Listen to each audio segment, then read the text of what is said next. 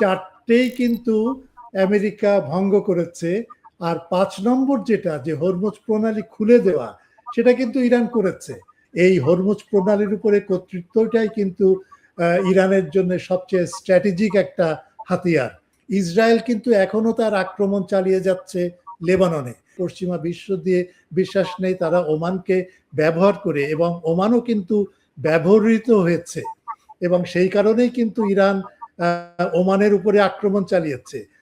America যদি তার এই শর্তগুলো সম্পূর্ণভাবে পূরণ না করে, তাহলে এমওইউ থেকে ইরান সরে আসবে, এবং যুদ্ধই একমাত্র পথ হবে, যে পথ দিয়ে তারা আমেরিকাকে পরাজিত করবে, ইসরায়েলকে পরাজিত করবে।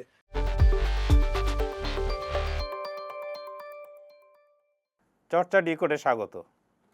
আপনারা জানেন যে ইরানের উপর দিনের পর দিন হামলা চালিয়ে যাচ্ছে আমেরিকা, অথচ এই হামলার কিন্তু কোনো কথা ছিল না, কারণ দুই পক্ষ বা দুই দেশের মধ্যে একটা সমঝোতা স্মারক বা মেমোরেন্ডাম অফ আন্ডারস্ট্যান্ডিং সই হয়েছিল, এবং দুপক্ষই রাজি ছিল আলোচনা চালিয়ে একটি শান্তিপূর্ণ সমাধানে পৌঁছাতে এই সমস্যার। কিন্তু ডোনাল্ড ট্রাম্প, মার্কিন প্রেসিডেন্ট, তিনি নিজেই যে নথিতে স্বাক্ষর করেছেন, সেই স্বাক্ষরই নিজেই উল্টে দিলেন, বললেন তিনি এই আর মানেন না, এই সমঝোতা আর মানেন না। সুতরাং ইরানের উপর শুরু হয়ে গেল একের পর এক মার্কিন হামলা। এই মার্কিন হামলার পাল্টা জবাব ইরানও দিচ্ছে। সেই জন্য উপসাগরীয় দেশগুলিতে যে মার্কিন ঘাঁটি আছে, সেখানে ইরানের হামলা চলছে। সামগ্রিক পরিস্থিতিটা আসলে কি দাঁড়ালো? একটা যুদ্ধ থেমে গিয়ে আবার শুরু হলো। তো এইসব বিষয় নিয়ে কথা বলার জন্য আমাদের সঙ্গে যুক্ত হচ্ছেন অস্ট্রেলিয়ার সিডনি থেকে অধ্যাপক বদরুল আলম খান। অধ্যাপক খান, আপনাকে স্বাগত। আপনাকে অনেক ধন্যবাদ। তো অধ্যাপক খান, আমরা যে জিনিসটা বলছিলাম যে এই যে ইরানে টানা মার্কিন হামলা শুরু হলো, এর থেকে আমেরিকা আসলে কি পেতে চাচ্ছে? তারা কি হরমুজের দখল কি নিতে পারবে? আপনি কি মনে করছেন? আচ্ছা, আমরা শুরু করি ওই যে সমঝোতা যে দলিলটার কথা আপনি বললেন, এটা দিয়ে শুরু করতে পারি। এই দলিলটা আসলে দুই ভাগে বিভক্ত। এক ভাগ হচ্ছে 1 থেকে 5 অনুচ্ছেদ, আর তারপরে 5 থেকে 10 অনুচ্ছেদ। এই 1 থেকে 5 অনুচ্ছেদগুলোর ভেতরে আছে যে আমেরিকা তার নো ব্লকেড বা অবরোধ সেটা তুলে নিবে, 1। 2 হচ্ছে ইরানের উপরে যে সমস্ত নিষেধাজ্ঞা সে সমস্ত তুলে নেবে।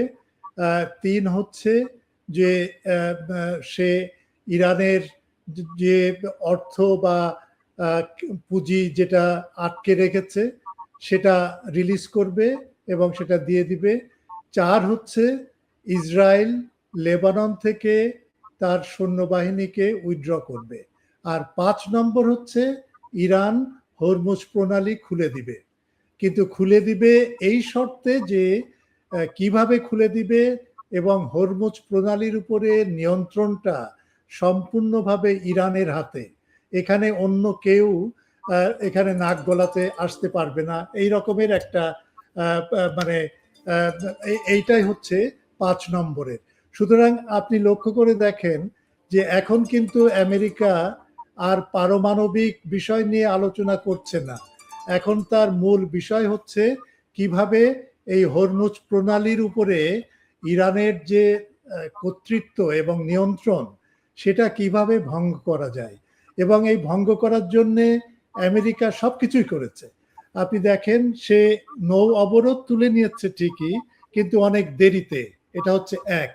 2 হচ্ছে যে ইরানের উপরে যে তেল রপ্তানির উপরে যে নিষেধাজ্ঞা ছিল সেটা তুলে নিয়েছে, সেটাও হাফ হার্টেডলি, মানে সম্পূর্ণ ভাবে না। তৃতীয় হচ্ছে যে ইরানের অর্থ ফেরত দিবে, যে অর্থ সে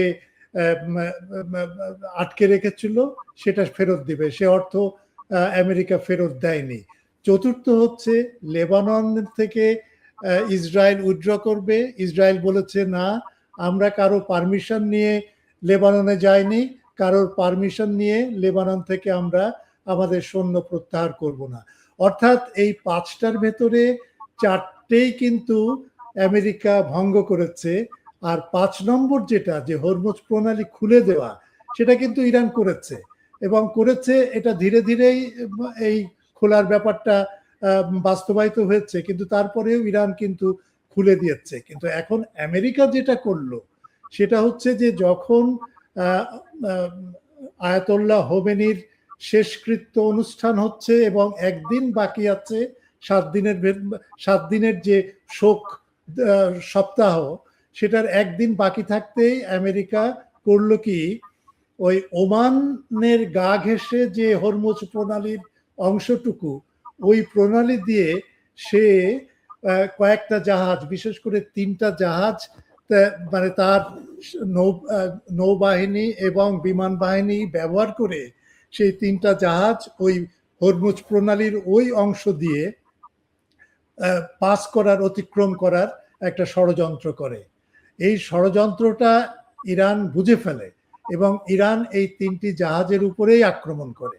এই আক্রমণের পরপর ডোনাল্ড ট্রাম্প এত ক্ষেপে যান যে তিনি ইরানের, তার পরের দিনই ইরানের 150টি উপস্থাপনার উপরে হামলা চালায়। এরপরে ইরান পাল্টা হামলা চালায়, আমেরিকা আবার পাল্টা হামলা চালায়, এইভাবে চলছে।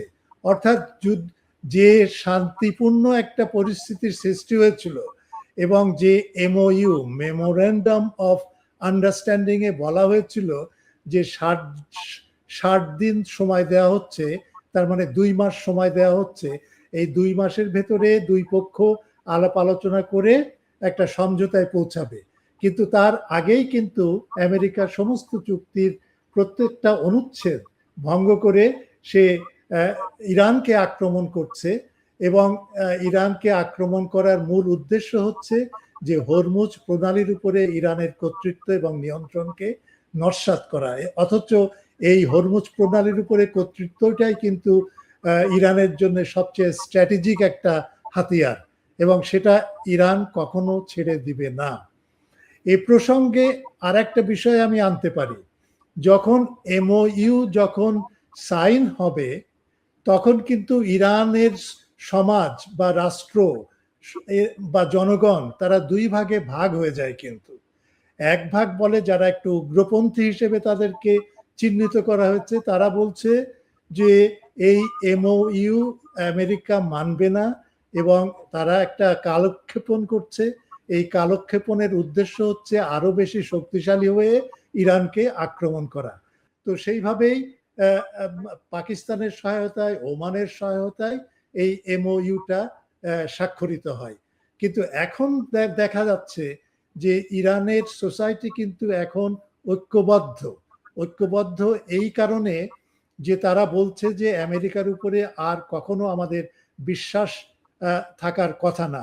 সে যেভাবে বেইমানি বা বিশ্বাসঘাতকতা করছে এবং যে চুক্তি তারা স্বাক্ষর করলো সেটা অক্ষরে অক্ষরে পালন না করে তারা বরঞ্চ উল্টো ইরানের উপরে চাপ দিয়ে হরমুজ প্রণালীটাকে 2 ভাগে ভাগ করে, একটা ওমানের অংশ আর একটা ইরানের অংশ, এইভাবে ইরানের সম্পূর্ণ যে নিয়ন্ত্রণটা হরমুজ প্রণালীর উপরে সেটা বানচাল করে দিতে চেষ্টা করেছে। অর্থাৎ এই যুদ্ধটা আপনি যদি বলেন যে তাহলে কি হতে যাচ্ছে, কি হতে যাচ্ছে, এই যে প্রথমত ইরানের জনগণ বলছে এবং ইরানের অধিকাংশ জনগণ বলছে এই MOU এর সাথে আমাদের কোনো সম্পৃক্ততা থাকা উচিত না, এটা বাতিল করা এবং বাতিল করে আমাদের যুদ্ধের জন্য প্রস্তুত হওয়া, এবং সেটাই কিন্তু এখন ওখানকার কনসেনসাস। আর একটা হচ্ছে, দ্বিতীয় হচ্ছে মানে তাদের ভেতরে যে মনোভাব, সেটা হচ্ছে যে আমেরিকা আমাদের ধর্মীয় নেতাকে হত্যা করেছে। শুধু ধর্মীয় নেতাকে না, তার আরো অনেক নেতাকে এবং তার ধর্মীয় নেতার পরিবারবর্গকে, তার পুত্রকে, তার পুত্র বধূকে, তার নাতনিকে হত্যা করেছে। সুতরাং এর প্রতিশোধ দরকার। রাষ্ট্র যদি প্রতিশোধ না নেয় তাহলে ব্যক্তিগত পর্যায়ে যেভাবে তারা হুমকি দিয়েছিল সালমান রুশদিকে হত্যা করবে, ঠিক সেইভাবে একটা ফতোয়া জারি না হলেও ইরানের অনেক জনগণ বলছে যারা ব্যক্তি পর্যায়ে একটা প্রতিশোধ নেওয়ার জন্য প্রস্তুত হচ্ছে। সুতরাং পরিস্থিতিটা কিন্তু অনেক বেশি ঘোলাটে হয়ে আসছে এবং এর পরিণতি হচ্ছে যে যুদ্ধ চলবে এবং এই যুদ্ধের মাধ্যমে কিন্তু শেষ হবে। এবং ইরান বাধ্য করবে আমেরিকাকে যে যে সমস্ত শর্তের উপরে ভিত্তি করে একটা সমঝোতা চুক্তি হয়েছিল সেই শর্তগুলো আগে পূরণ করো, তারপরে অন্য কথা। এবং পূরণের প্রমাণ না দেওয়া পর্যন্ত ইরান এই যুদ্ধ বা আক্রমণ বন্ধ করবে না এবং ইরান এই যুদ্ধ চালিয়ে যাবে। এটাই হচ্ছে ইরানের জনগণের এবং রাষ্ট্রের যারা ক্ষমতাধর তাদের মতামত।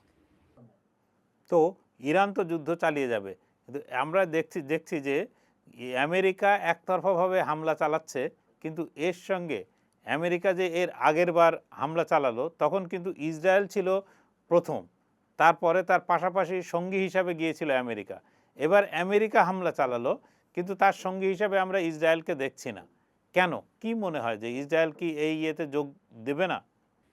ইসরায়েলকে আমরা দেখছি না ঠিকই, এর কারণ একটা কারণ, মূল কারণটাই হচ্ছে যে ইসরায়েলে কিন্তু নির্বাচন হতে যাচ্ছে এবং সেই নির্বাচনে নেতানিয়াহু কিন্তু অত্যন্ত নাজুক অবস্থায় আছে এবং তার পরাজয় প্রায় নিশ্চিত। এবং তার পরাজয় যদি হয় নির্বাচনে, তাহলে তাকে জেলে যেতে হবে, কারণ তার উপরে একটা মানে মামলার রায় থেকে তার জেল হয়েছে এবং এই জেলের আদেশ ইসরায়েলের প্রেসিডেন্ট কিন্তু ক্ষমা করেনি। সুতরাং সে যদি পরাজিত, সে প্রধানমন্ত্রী হিসেবে তাকে জেলে পাঠানো যাবে না, এটাই হচ্ছে তাদের শাসনতন্ত্রের নিয়ম। কিন্তু যখন সে প্রেসিডেন্ট বা প্রধানমন্ত্রী থাকবে না, তখনই কিন্তু তাকে জেলে পাঠানোর একটা সুযোগ সৃষ্টি হবে এবং সেটা ইসরায়েলে ঘটবে। সুতরাং এদিক থেকে নেতানিয়াহু এখন কোনো ঝুঁকির ভেতরে যেতে যাচ্ছে না, কিন্তু আমার যেটা মনে হয় যে সেটা হচ্ছে এই, যে যদি সে আরো বোঝে নেতানিয়াহু যে তার পরাজয় নিশ্চিত, তখন কিন্তু সে একটা মরণ কামড় দেওয়ার চেষ্টা করবে। ইসরায়েলের জনগণের ভেতরে ৮০ থেকে ৮৫ বা এমনকি ৯০% মানুষের মানে বিশ্বাস হচ্ছে যে ইরানকে ধ্বংস করতে হবে, এটাই হচ্ছে তাদের জনমত। সুতরাং এই জনমতের বিরুদ্ধে কোনো রকমের নরম অবস্থান, এবং যেটা ইসরায়েলের রাজনীতির ক্ষেত্রে নেতানিয়াহু কিন্তু কিছুটা নরম অবস্থানে। তাহলে আপনি কল্পনা করতে পারেন নেতানিয়াহুর যদি নরম অবস্থান হয়, তাহলে উগ্র অবস্থানটা তাহলে কি ইসরায়েলের অন্যান্য নেতৃবৃন্দের মধ্যে, যেমন ন্যাটালি বেনেট, যে এখন কন্টেস্ট করছে এই নেতানিয়াহুর বিরুদ্ধে। সুতরাং নেতানিয়াহু সাবধানে চলবে, কিন্তু আলটিমেটলি আমার মনে হয় যুদ্ধটা যদি আসলেই পুরোপুরি শুরু হয়ে যায়, এখনো পর্যন্ত কিন্তু MOU, মেমোরেন্ডাম অফ আন্ডারস্ট্যান্ডিং, ইরানও বলেনি যে আমরা পরিত্যাগ করলাম সম্পূর্ণভাবে, আমেরিকাও কিন্তু বলেনি এখনো। 99% বলছে, কিন্তু এখনো 1% এখনো পর্যন্ত ঝুলে আছে এবং তারা MOUর কথা এখনো বলছে। কিন্তু যদি যুদ্ধ চলতে থাকে এবং MOU এর কার্যকারিতা যদি বিনষ্ট হয়ে যায়, তখন ইসরায়েল আবার এই যুদ্ধে অংশ নেবে এবং এই যুদ্ধে যখন ইসরায়েল অংশ নেবে, তখন একটা শঙ্কা কিন্তু থেকেই যাবে যে ইসরায়েল আসলে কি তার পারমাণবিক অস্ত্র ইরানের বিরুদ্ধে ব্যবহার করবে কি না। এটা হচ্ছে একটা শঙ্কা। দ্বিতীয় শঙ্কা হচ্ছে যে ইরান কিন্তু বারবার বলেছে যে আমাদের হাতে এমন অস্ত্র আছে যে অস্ত্র আমরা এখনো ব্যবহার করিনি, এবং সেই অস্ত্র যদি আমরা ব্যবহার করি, তাহলে কিন্তু এই যে গালফ স্টেটগুলো যেগুলো আছে, এই কাতার, বাহরাইন, কুয়েত থেকে শুরু করে সংযুক্ত আরব আমিরাত এবং সৌদি আরব, এরা কিন্তু নিশ্চিহ্ন হয়ে যাবে। এই রকমের একটা হুমকি ইরান মাঝে মধ্যে কিন্তু আগেই দিয়েছে এবং ইসরায়েলের ক্ষেত্রেও এই হুমকিটা কিন্তু কার্যকরী। সুতরাং আমরা এমন একটা অস্থিতিশীল পরিস্থিতির দিকে যাচ্ছে। ইসরায়েল কিন্তু এখনো তার আক্রমণ চালিয়ে যাচ্ছে লেবাননের দক্ষিণাঞ্চল সে দখল করে রেখেছে, সেখানে সে বসতি স্থাপন শুরু করেছে। আবার সিরিয়াতেও সে বসতি স্থাপন করছে তার অধিকৃত এলাকাতে। সুতরাং ইসরায়েল যে কোন দিকে যাচ্ছে সেটা বলা মুশকিল, কিন্তু তার যে মৃত্যুর দিকে যাচ্ছে এবং এত বেশি এই যে সম্প্রসারিত হওয়া, রোম সাম্রাজ্যের ধ্বংস হয়েছিল কিন্তু এই সম্প্রসারণের কারণে। তার সম্প্রসারণ এত বৃদ্ধি পেয়েছিল এবং এত বিস্তৃত হয়েছিল যে সে নিয়ন্ত্রণ রাখতে পারেনি, যার ফলে তার বিরুদ্ধ শক্তি বিভিন্ন জায়গায়, ইংল্যান্ডে, জার্মানিতে, বিশেষ করে ইটালিতে এবং অন্যান্য জায়গায় এর বিরুদ্ধ শক্তিরা শক্তিশালী হয়ে রোম সাম্রাজ্যের ধ্বংস নিয়ে আসে। ঠিক একইভাবে ইসরায়েল যদি এইভাবে তার সম্প্রসারণ নীতি যদি আরো বাস্তবায়িত করার পথে এগিয়ে যায়, তাহলে কিন্তু একইভাবে ইসরায়েলের মৃত্যু ঘণ্টাও কিন্তু একই সাথে বাজবে বলে আমার ধারণা। সুতরাং ইসরায়েল এমন একটা মানে ক্রান্তি লগ্নে আছে যে সেখানে সে যুদ্ধে ঝাঁপিয়ে পড়াটাই তার পক্ষে সম্ভাবনা, এই কারণে যে তার বাঁচা মরার ব্যাপার। আর ইরানেরও কিন্তু বাঁচা মরার ব্যাপার, যে এই যুদ্ধে যদি হরমুজ প্রণালীর উপরে তার নিয়ন্ত্রণ যদি সে মানে শিথিল করে বা ছেড়ে দেয়, তাহলে ইরানের আর বাকি কিছুই থাকে না। তার স্ট্র্যাটেজিক যে সুবিধাটা এবং নিয়ন্ত্রণটা সেটা সে হারাতে পারে। সুতরাং এখানে এখন মানে মরা বাঁচার একটা লড়াই চলছে, সেটা ইসরায়েলের জন্য এবং সেটা ইরানের জন্য। আর আমেরিকার জন্যও এটা একটা মরা বাঁচার লড়াই, কারণ আমেরিকার অর্থনীতি, বিশেষ করে ডোনাল্ড ট্রাম্পের প্রেসিডেন্ট পদ এবং প্রেসিডেন্ট হিসেবে সে কতদিন থাকবে সেটাও নির্ভর করছে তার জনমতের উপরে, জনসমর্থনের উপরে। এবং যে অন্তর্বর্তীকালীন নির্বাচন নভেম্বর মাসে হতে যাচ্ছে, সেখানে যদি তার ভরাডুবি হয় তাহলে তার অপসারণ অবধারিত, এটাও সে জানে। সুতরাং তিন দিক থেকে একটা মরা বাঁচার একটা লড়াই চলছে, এবং এই মরা বাঁচার লড়াইটা শেষ হবে যুদ্ধের মধ্য দিয়ে। কোনো নেগোসিয়েশনের সম্ভাবনা আমি দেখি না। এই কারণে যে দুই পক্ষের মধ্যে কোনো ট্রাস্ট নেই, আস্থা নেই, আস্থার জায়গাটা শেষ হয়ে গেছে। সুতরাং সেই জায়গায় নতুন করে পাকিস্তান হোক বা ওমান হোক, নতুন করে একটা চুক্তি বা MOU, সেটাতে কেউ বিশ্বাস করবে না। এমনকি পাকিস্তানও বলছে যে হ্যাঁ, এটা তো আর মানে আমরা এগিয়ে নিতে পারছি না, কারণ আমেরিকা যেভাবে মানে বিহেভ করেছে সেটাতে কোনো আস্থার জায়গাটা নষ্ট হয়ে গেছে। সুতরাং নতুন করে কোনো আলোচনা বা কূটনৈতিক তৎপরতা, সেটার সম্ভাবনাও আমি দেখি না। সুতরাং এখন একমাত্র যে বিকল্প সেটা হচ্ছে যুদ্ধ। তো যুদ্ধ যদি মানে শুধু এখন তো ইরানের মধ্যেও সীমাবদ্ধ নেই যুদ্ধ, এই মুহূর্তে যুদ্ধ চলছে আপনার ইয়েমেনে, হুতিদের উপরও হামলা চালানো হচ্ছে, এবং সেই হামলা কিন্তু চালানো হচ্ছে আপনার সৌদি আরবের মদদে। এবং সৌদি আরবের মদদে এই আপনার যে ইয়েমেনের যে হুতি বিরোধী সরকার, তারা কিন্তু এই হামলা চালাচ্ছে। তাহলে কি বলা যেতে পারে যে এবার আরও অনেক বেশি গুছিয়ে, শুধু ইরান না, তাদের যে পক্ষ শক্তিগুলো ছিল সেই পক্ষ শক্তিগুলোর বিরুদ্ধেও একসঙ্গে হামলা চালানো হচ্ছে বা চালানো হবে? হ্যাঁ, এই যে ইয়েমেন এবং সৌদি আরবের ভেতরে যে গন্ডগোল, মানে যে বোমা বর্ষণ এবং পাল্টা হামলা হলো, এটাকে কিন্তু একটা ওই বিমান অবতরণকে কেন্দ্র করে আয়াতুল্লাহ হোমেনির শেষকৃত্য অনুষ্ঠানে ইয়েমেনের হুতিদের প্রতিনিধি এসেছিল, এবং সেই প্রতিনিধি দল ফিরে যাচ্ছিল ইয়েমেনের সানা বিমানবন্দরে, তাদের ল্যান্ড করার কথা, অবতরণ করার কথা। এবং বিমানটা হচ্ছে ইরান এয়ারলাইন্সের বিমান। কিন্তু যখন বিমানটা ল্যান্ড করবে তখনই মানে পাইলট জানতে পারে যে সৌদি আরবের বিমান বাহিনী এই সানা বিমানবন্দর আক্রমণ করেছে, এবং আক্রমণের কারণে সেখানে অবতরণ করা সম্ভব না। তখন সে সানা থেকে 180 ডিগ্রি ঘুরে প্লেনকে ঘুরিয়ে নিয়ে সে ইয়েমেনের আর একটা বিমান ঘাঁটিতে সে বিমানবন্দরে অবতরণ করে, এবং তারপরে সেই বিমানটা কিন্তু সম্পূর্ণ ভর্তি ছিল, 250 জন প্যাসেঞ্জার ছিল সেখানে, এবং সবাই কিন্তু ইয়েমেনি।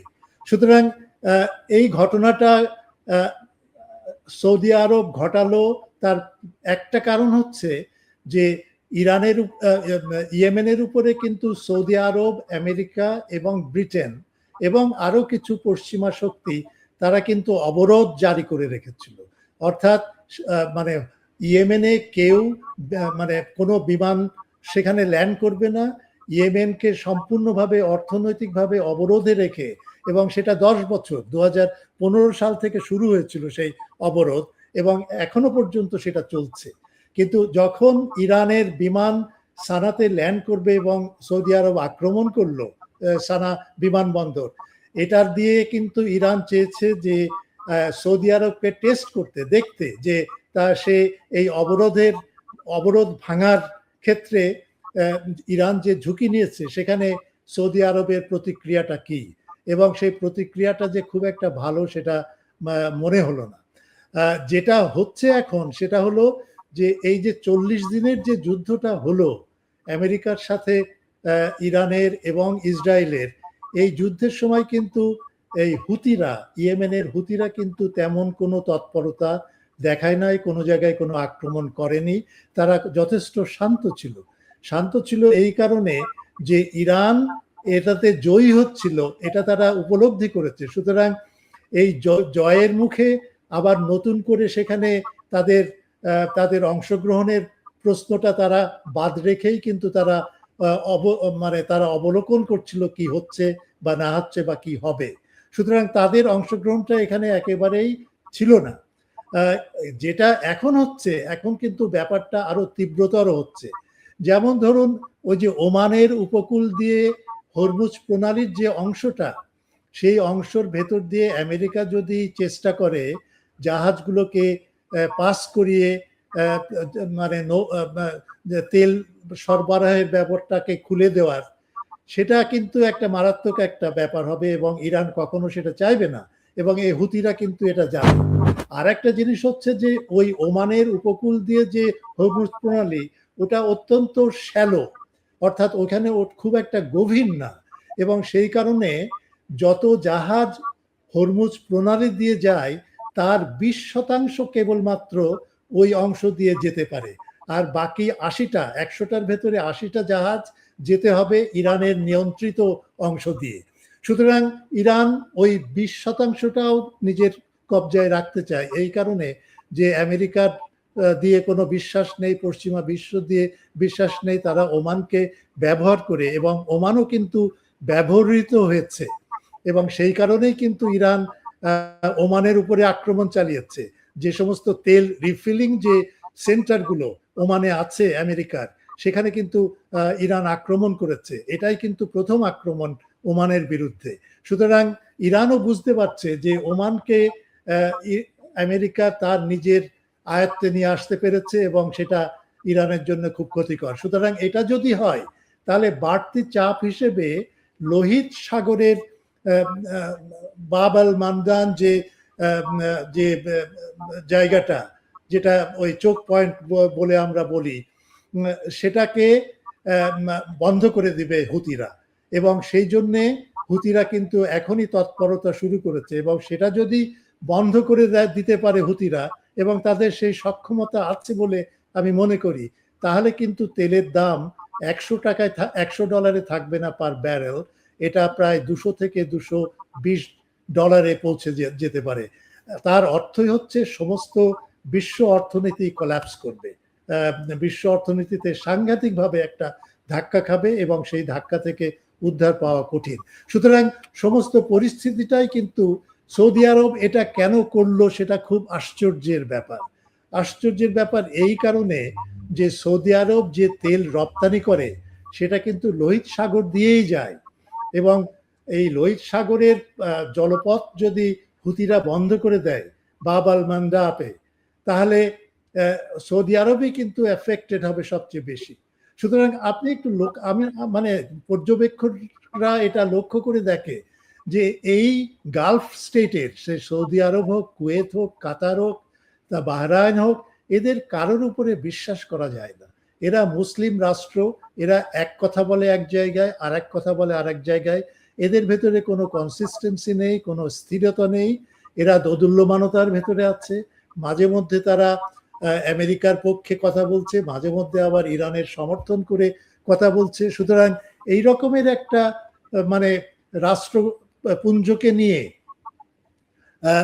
নিশ্চিতভাবে কোনো কূটনৈতিক তৎপরতা বা রাজনীতি করা খুবই কঠিন। সুতরাং এই রাজনৈতিক তৎপরতাও কিন্তু সৌদি আরবের সাথে বা ইউনাইটেড আরব এমিরেটের সাথে বা আরো অন্যান্য যে সমস্ত গালফ স্টেটগুলো আছে তাদের সাথে এই কূটনৈতিক তৎপরতা চালিয়ে একটা নতুন একটা প্রতিরক্ষা আর্কিটেকচার মানে ডেভেলপ করার যে পরিকল্পনা ইরানের ছিল বা আছে, এখনো আছে, সেটা কিন্তু একটা সাংঘাতিক কঠিন পরীক্ষার মধ্যে দিয়ে যাবে বলে আমি মনে করি। তো এই হামলার সময় আমরা যে প্রতিক্রিয়া দেখলাম, আমরা চীনের প্রতিক্রিয়া এখনো ঠিক সেইভাবে জানতে পারিনি, কিন্তু রাশিয়ার পররাষ্ট্রমন্ত্রী ইতিমধ্যে বলেছেন যে তিনি এটা নিন্দা করে বলেছেন যে যে এমওইউ স্বাক্ষরিত হয়েছিল এই হামলা এর পুরোপুরি লঙ্ঘন এবং এটা কখনোই করা যাবে না। তাহলে কি আবার এই মুহূর্তে পাকিস্তান, কাতার, ওমান এরা কি চেষ্টা করে দুই পক্ষকে আলোচনা টেবিলে ফেরত আনার কোনো সম্ভাবনা আপনি দেখেন কি? আচ্ছা, প্রথমে আমি মানে একটু আলোচনা করতে চাই রাশিয়া এবং চীনের ব্যাপারটা নিয়ে, বা তাদের যে অবস্থান ইরানের এই মানে নতুন করে যুদ্ধ শুরু হওয়ার প্রেক্ষাপটে তাদের যে অবস্থান সেটা নিয়ে আলোচনা করা উচিত বলে মনে করি। সেটা হচ্ছে যে রাশিয়া, আপনি যেটা বললেন, তার পররাষ্ট্রমন্ত্রী ঘোষণা করেছে যে এমওইউ এর যে সমস্ত অনুচ্ছেদ আছে বা চুক্তির শর্তগুলো আছে সেগুলো আমেরিকা ভঙ্গ করেছে। এবং এখানে কিন্তু রাশিয়া খুব সুস্পষ্টভাবে তার অবস্থান জানিয়ে দিচ্ছে। সে ইরানের বন্ধু, ইরানকে সে সামরিক দিক থেকে যতটুকু পারে ততটুকু সে সাহায্য করছে। সে আমি আগেই বোধহয় এক সময় উল্লেখ করেছিলাম যে 30টি Su-35 তারা কন্ট্রাকচুয়াল যে এগ্রিমেন্ট হয়েছিল সেটা তারা পাঠাচ্ছে, এবং ইরানের যে প্রতিরক্ষা মানে বায়ু প্রতিরক্ষা ব্যবস্থা সেটা আবার নতুন পর্যায়ে নিয়ে যাওয়ার জন্য রাশিয়া সর্বতোভাবে চেষ্টা করছে। রাশিয়া গম পাঠাচ্ছে, রাশিয়া এমনকি গ্যাস চুক্তি হয়েছে, এটা ইরানের সাথে সম্পন্ন হয়েছে, এবং ইরান এখন কাস্পিয়ান সাগরের ওই মানে বন্দর দিয়ে সে ইরানে এই এলএনজি রাশিয়া পাঠাবে, এরকম একটা চুক্তি হয়েছে ইরানকে সাহায্য করার জন্য। অন্যদিক থেকে চীনের ব্যাপারটা আসলে কিন্তু একটু ধোঁয়াশা বা একটু ঘোলাটে মতো।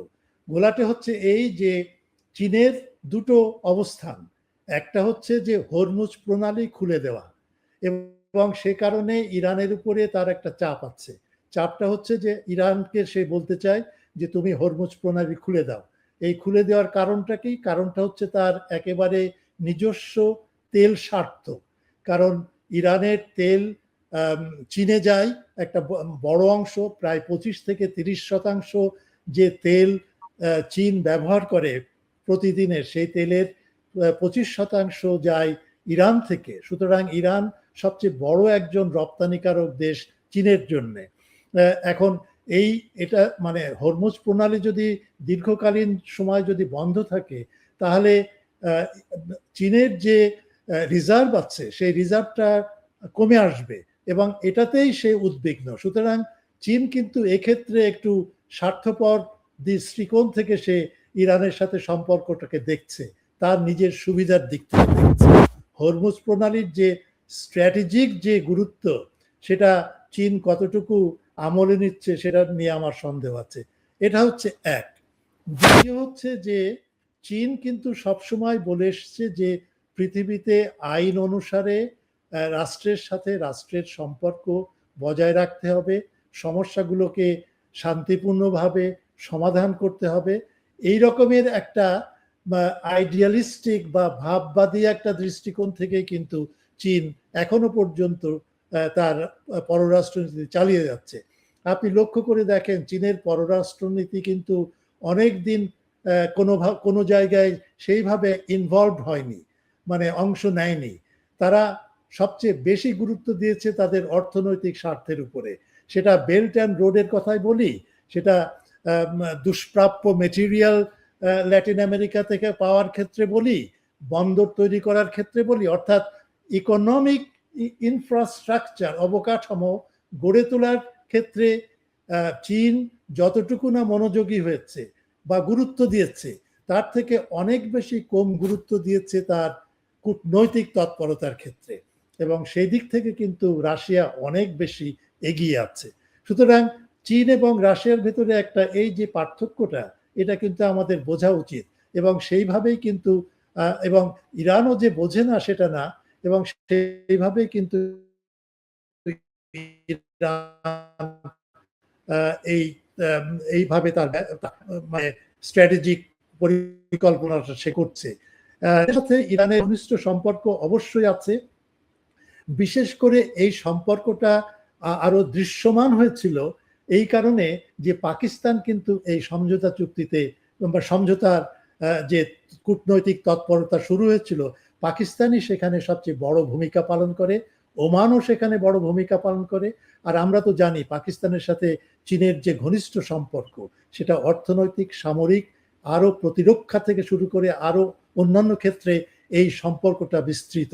সুতরাং সেই কারণেই চীন এবং পাকিস্তান এরা লাইমলাইটে, যেটাকে আমরা বলি, চলে আসে।